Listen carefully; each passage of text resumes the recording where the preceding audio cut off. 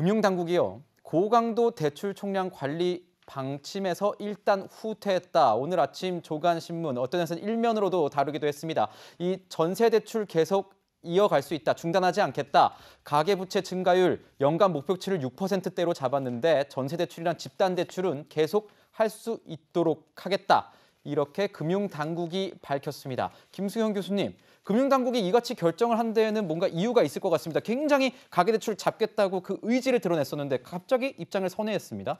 사실 우리가 이제 정치적 문제들을 많이 이야기하고 있지만 지금 민심이 가장 뜨겁게 달궈지고 있는 부분은 바로 부동산이죠. 그리고 지금 문재인 정부 들어서 이제 가계부채가 너무 늘어나다 보니까 당연히 정부 입장에서는 그 상환 능력이 없는 이런 가계부채가 계속 늘어나는 거에 대해서 경계하기 때문에 대출을 조이는 것은 있을 수 있는 일입니다만 사실 문재인 정부 들어와서 임대차 3법하고 전셋값이 폭등을 했잖아요. 그럼 당장 내가 지금 전세를 얻어서 나가야 되는데 집주인은 들어온다고 하고 전세감이 그 사이에 1억, 2억씩 올랐죠. 그럼 대출을 받아야 이 전세 대출을 받아야 내가 다른 집으로 이사를 갈 수가 있는데 그 대출이 아예 막혀버린 겁니다. 그러면 내가 살던 지역을 아예 벗어나서 그 전세 내가 원래 가지고 있는 전세금을 맞춰서 살아야 되다 보니까 당연히 이제 실수요자들 입장에서는 화가 날 수밖에 없죠. 그리고 집단 대출도 막아버리다 보니까 애써서 분양받아서 아파트를 중도금 내고 잔금을 이제 치르려고 하는데 갑자기 대출이 안 나온다고 하니까 여러 가지 이제 미래 계획을 세울 수가 없는 거예요. 그리고 항상 부동산이라는 것이 굉장히 안정되어 있어야 이 주거가 안정되어 있어야 어쨌든 사람들이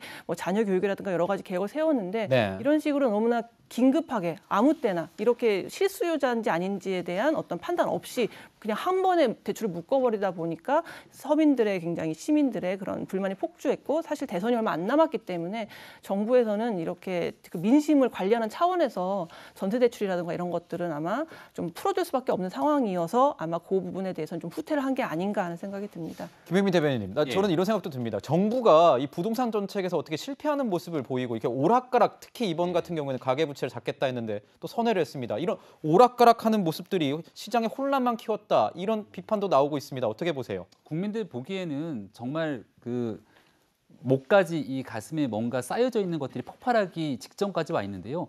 전세 대출을 받을 수밖에 없도록 만든 게 문재인 정부입니다.